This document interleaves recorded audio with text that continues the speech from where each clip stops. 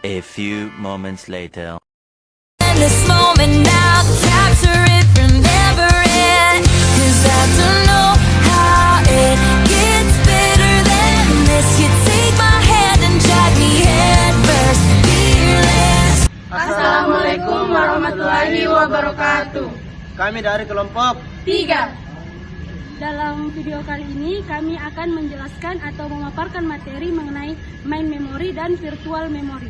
Untuk lebih jelas mengenai kedua materi tersebut, simak video ini sampai akhir ya. Enjoy watching!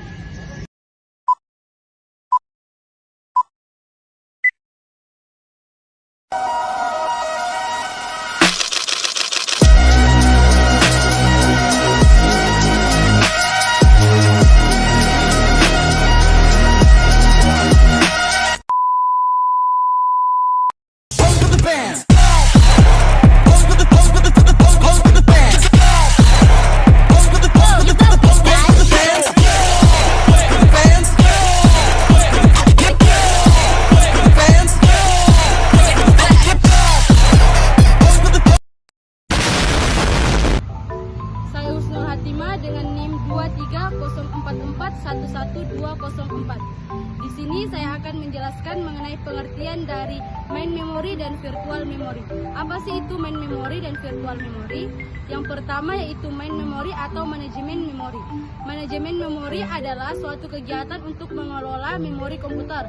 Proses ini menyediakan cara mengalokasikan memori untuk proses atas permintaan mereka, membebaskan untuk digunakan kembali ketika tidak lagi diperlukan, serta menjaga alokasi ruang memori bagi proses. Pengelolaan memori utama sangat penting untuk sistem komputer, penting untuk memproses dan fasilitas masuk atau keluaran secara efisien, sehingga memori dapat menampung sebanyak mungkin proses, dan sebagai upaya agar program atau proses tidak dibatasi kapasitas memori fisik di sistem komputer. Nah, ada beberapa macam jenis memori diantaranya. Yang pertama itu ada memori kerja, terdiri dari ROM, PROM, EPROM, dan EEPROM. Kemudian ada RAM dan cache memory. Kemudian ada memori pendukung, yaitu ada floppy, hard disk, CD, dan lain-lain. Kemudian terdapat dua manajemen memori, yaitu yang pertama manajemen memori statis. Dengan pemartisian statis, jumlah, alokasi, dan ukuran proses di memori tidak beragam sepanjang waktu secara tetap. Yang kedua yaitu manajemen memori dinamis. Dengan pemartisian dinamis, jumlah, lokasi, dan ukuran proses di memori dapat beragam sepanjang waktu secara dinamis. Terdapat dua cara menempatkan informasi ke dalam memori kerja. Yang pertama yaitu alokasi memori berurutan. Pada alokasi memori berurutan, setiap proses menempati satu blok tunggal lokasi memori yang berurutan. Nah, kelebihannya yaitu sederhana, tidak ada rongga memori bersebaran, proses berurutan dapat dieksekusi secara cepat. Nah, kekurangannya yaitu memorinya boros, tidak dapat disisip apabila tidak ada satu blok memori yang mencukupi. Kemudian yang kedua ada alokasi memori tak berurutan. Memori atau program ditempatkan pada beberapa segmen berserakan, tidak perlu saling berdekatan atau berurutan. Biasanya digunakan untuk lokasi memori maya sebagai lokasi patch. Kemudian adapun kelebihannya, yang pertama itu sistem dapat memanfaatkan memori utama secara lebih efisien, dan sistem operasi masih dapat mengisi proses bila jumlah lubang-lubang memori cukup untuk memuat proses yang dieksekusi. Kemudian adapun kekurangannya yaitu memerlukan pengendalian yang lebih rumit dan memori jadi banyak yang berserakan tidak terpakai. Kemudian yang kedua yaitu virtual memory. Memori virtual adalah memori sementara yang digunakan komputer untuk menjalankan berbagai program aplikasi ataupun menyimpan data yang membutuhkan memori yang lebih besar dari memori yang telah tersedia. Jadi, virtual memory adalah sebuah sistem yang digunakan oleh sistem operasi untuk menggunakan sebagian dari memori sekunder, yaitu hard disk, seolah-olah ia menggunakannya sebagai memori internal utama, RAM, fisik yang terpasang di dalam sebuah sistem komputer. Sistem ini beroperasi dengan cara memindahkan beberapa kode yang tidak dibutuhkan ke sebuah berkas ke dalam hard drive yang disebut dengan patch file. Nah, proses pemakaian virtual memory di Windows umumnya dapat dilihat di Text Manager. Mungkin itulah penjelasan mengenai pengertian dari main memory dan virtual memory dari saya. Saya Febrian Hamid dengan NIM 23044111202. Di sini saya akan menjelaskan fungsi main memori dan virtual memory. Yang pertama itu fungsi manajemen memori adalah satu, mengelola informasi yang dipakai dan tidak dipakai. Kedua, mengalokasikan memori ke proses yang memerlukan. Ketiga, mendealokasikan memori dan proses telah selesai. Sistem operasi memberikan tanggapan terhadap manajemen memori utama untuk mengaktifkan sebagai berikut. 1. Menjaga dan memelihara bagian-bagian memori yang sedang digunakan dan dari yang menggunakan. 2. Memutuskan proses-proses mana saja yang harus dipanggil ke memori jika ada ruangan di memori. 3. Mengalokasikan dan mendelokasikan ruangan memori jika diperlukan. Kedua, fungsi virtual memory ialah untuk mengoptimalkan kinerja dari komputer. Dengan tambahan memori, maka kemungkinan terjadi crash sangat kecil sekali. Ukuran plugin file Linux ialah 2 kali lipatan dari memori aslinya. Misalkan kita memakai memori berkapasitas 512 MB, maka ukuran plugin filenya yaitu 1 GB. Walaupun tidak harus 2 GB, tetapi untuk memaksimalkan kinerja maka sebaiknya 2 kali lipat. Beberapa keuntungan pengguna memori virtual. 1. Berkurangnya proses I/O yang dibutuhkan atau lalu lintasan. I/O menjadi rendah. Misalkan untuk program butuh membaca dari disk dan memasukkan dalam memori setiap kali diakses. 2. Ruangan menjadi lebih leluasa karena berkurangnya memori fisik yang digunakan. Contohnya untuk program 10 MB, tidak seluruh bagian dimasukkan dalam memori fisik. Pesanan error hanya dimasukkan jika terjadi error. 3. Meningkatkan respon karena menurunkan beban I/O dan memori. Sekian materi fungsi main memori dan virtual memori dari saya. Saya Nurul Adelia dengan NIM 23044111179. Nah, saya akan menjelaskan tentang jenis-jenis manajemen memori. Yang pertama itu manajemen memori untuk monoprogramming. Bila program komputer yang dijalankan hanya satu jenis selama proses berlangsung, maka dikatakan dengan mode kerja komputer. Nah, itulah yang disebut dengan monoprogramming. Selama komputer itu bekerja, maka memori RAM seluruhnya dikuasai oleh program tersebut. Jadi, RAM tidak dapat dimasuki oleh program lain. Mode ini serupa ditemui pada komputer berbasis DOS. Penempatan program di memori juga diatur sedemikian rupa. Seperti dia selalu di ROM. Kedua itu sistem operasi di RAM bawah atau alamat rendah. Yang ketiga itu program aplikasi di RAM tengah atau alamat sesudah OS terakhir. Yang keempat itu data sementara di RAM atas atau alamat sesudah aplikasi terakhir. Bila sistem operasi telah selesai dimuat, maka tampillah prompt di layar monitor. Dan itulah tanda bahwa komputer siap menerima program aplikasi. Letakkan disk yang berisi program aplikasi pada disk drive yang aktif lalu dieksekusi, sehingga program itu termuat seluruhnya ke RAM. Dengan demikian program aplikasi siap digunakan. Di dalam sistem, juga kita dapat melihat bahwa sistem operasi terletak berdekatan dengan program lain di RAM, sehingga kemungkinan sistem operasi terganggu atau berubah oleh proses yang sedang berjalan sangat besar. Hal itu tidak boleh terjadi. Nah, untuk mencegah hal itu terjadi, sistem operasi tersebut maka alamat tertinggi dari sistem operasi diletakkan pada register batas dalam CPU. Jika ada proses yang mengacu ke alamat itu atau yang lebih rendah dari itu, maka proses dihentikan dan program akan menampilkan pesan kesalahan. Nah, yang kedua itu manajemen memori untuk multiprogramming. Untuk komputer yang berukuran besar membutuhkan pengaturan memori. Karena dalam multiprogramming akan melibatkan banyak pemakai secara simultan, sehingga di memori akan terdapat lebih dari satu proses secara bersamaan. Oleh karena itu dibutuhkan sistem operasi yang mampu mendukung dua kebutuhan tersebut meskipun hal tersebut saling bertentangan. Yaitu yang pertama, pemisahan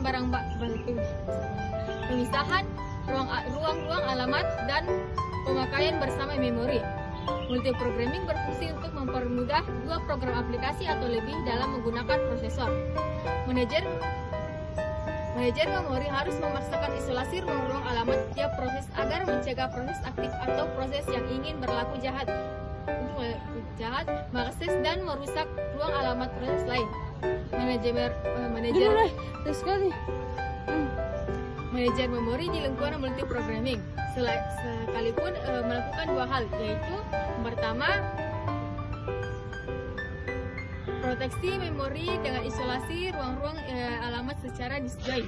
Yang kedua itu pemakaian bersama memori.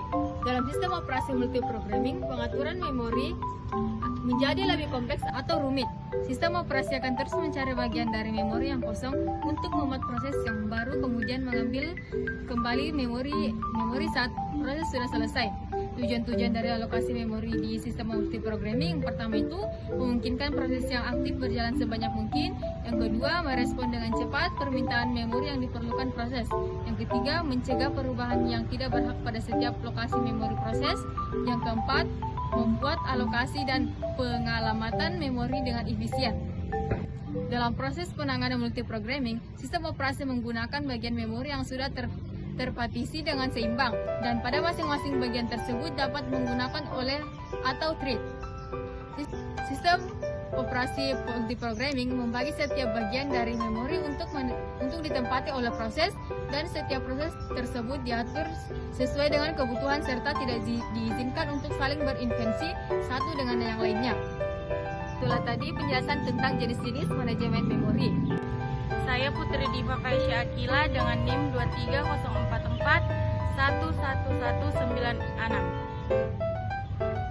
Di sini saya akan menjelaskan materi tentang strategi manajemen memori dan ruang logika dan fisik. Nah, strategi manajemen memori itu strategi yang dikenal untuk mengatasi hal tersebut adalah memori maya. Memori maya menyebabkan sistem seolah-olah memiliki banyak memori dibandingkan dengan keadaan memori fisik yang sebenarnya. Memori maya tidak saja memberikan peningkatan komputasi, akan tetapi memori maya juga memiliki beberapa keuntungan seperti 1. Large address space, yaitu membuat sistem operasi seakan-akan memiliki jumlah memori melebihi kapasitas memori fisik yang ada. 2. Proteksi, setiap proses di dalam sistem memiliki virtual address space. Virtual address space tiap proses berbeda dengan proses yang lainnya lagi, sehingga apapun yang terjadi pada sebuah proses tidak akan berpengaruh secara langsung pada proses lainnya. 3. Memory mapping. Memory mapping digunakan untuk melakukan pemetaan image dan file-file data ke dalam alamat proses. 4.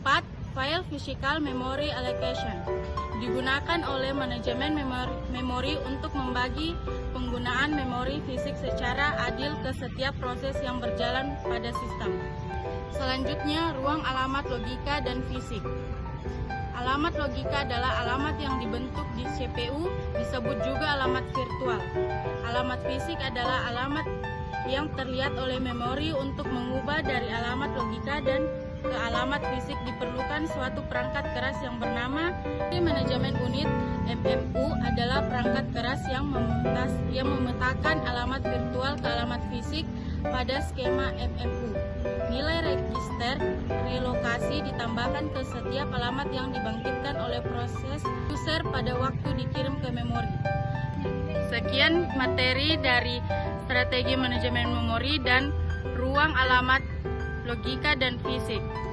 Saya Afifah Afra dengan NIM 23044111195 akan menjelaskan materi tentang swiping.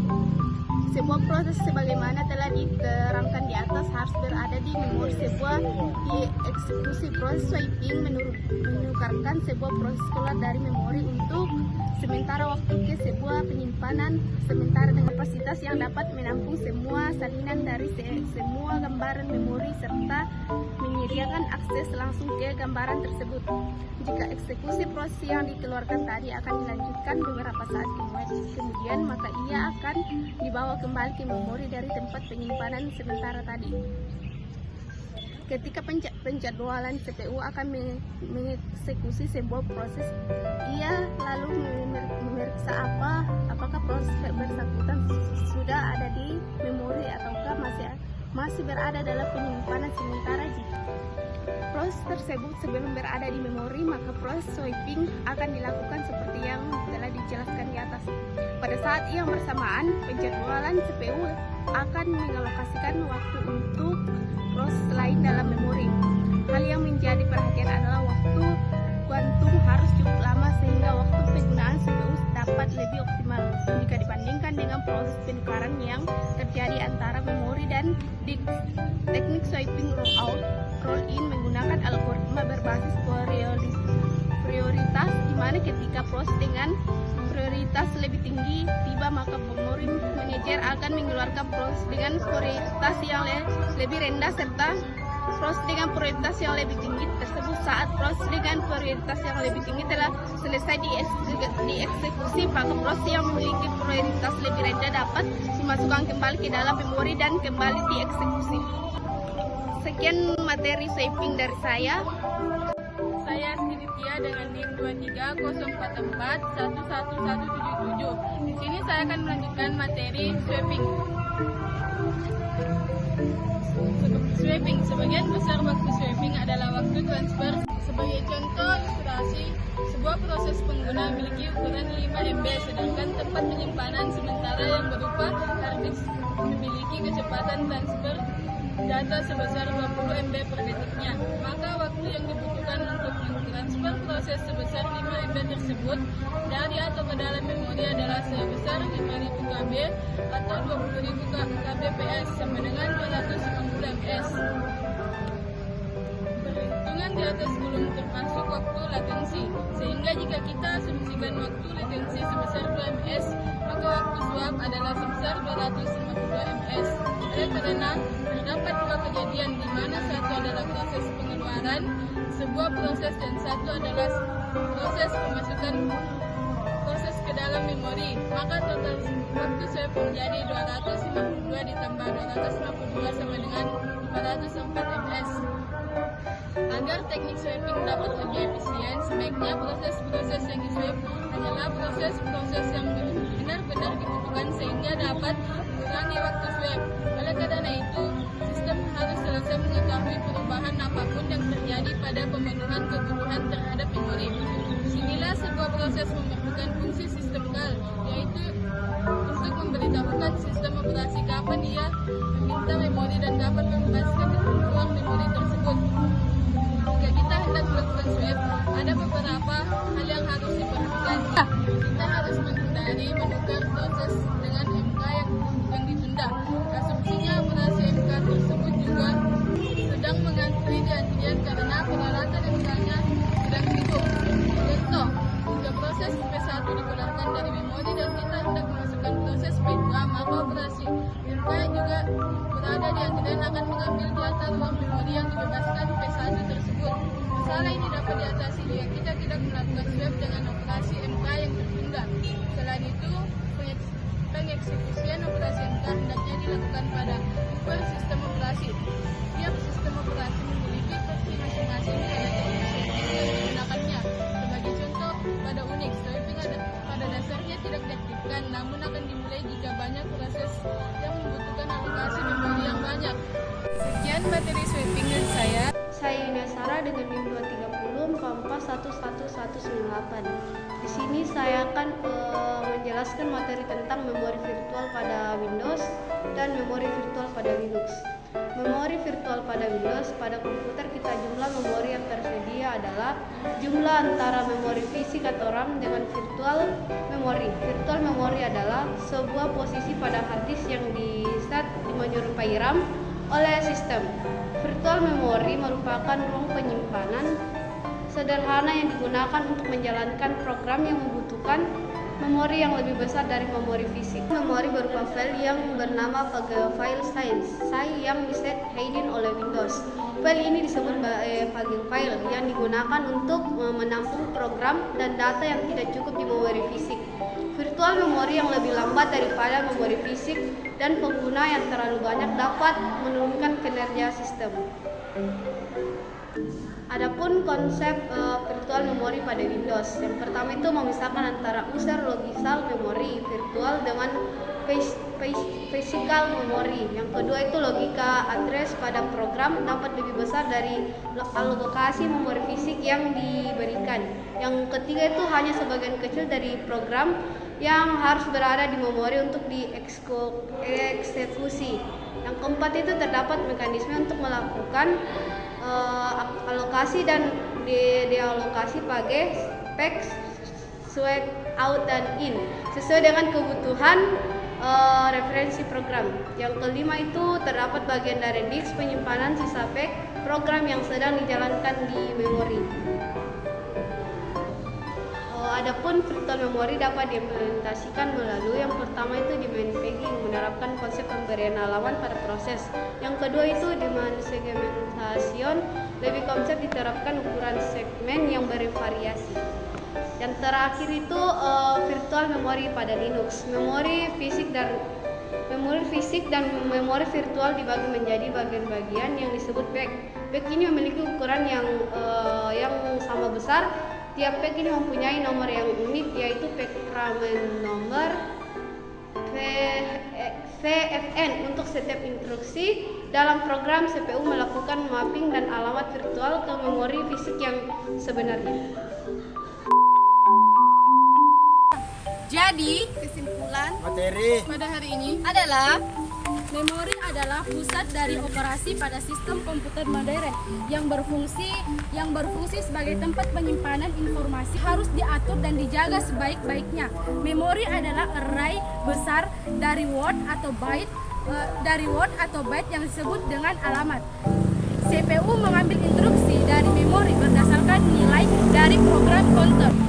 Sedangkan manajemen memori adalah suatu kegiatan untuk mengelola memori komputer. Proses ini menyediakan cara mengalokasikan memori untuk proses atas permintaan mereka, membebaskan untuk tidak digunakan kembali ketika tidak lagi diperlukan, serta menjaga alokasi ruang memori bagi proses. Pengelolaan memori utama sangat penting untuk sistem komputer, penting untuk memproses dan fasilitas masuk atau keluaran secara efisien, sehingga memori dapat menampung sebanyak mungkin proses, dan sebagai upaya agar program atau proses tidak dibatasi kapasitas memori fisik di sistem komputer. Itulah tadi kesimpulan dari materi main memory dan virtual memory dari kelompok kami. Sekian video dari kami untuk memenuhi tugas mata kuliah sistem operasi komputer oleh dosen pengampu Ibu Umi Purnama. Wassalamualaikum warahmatullahi wabarakatuh. Thanks for watching.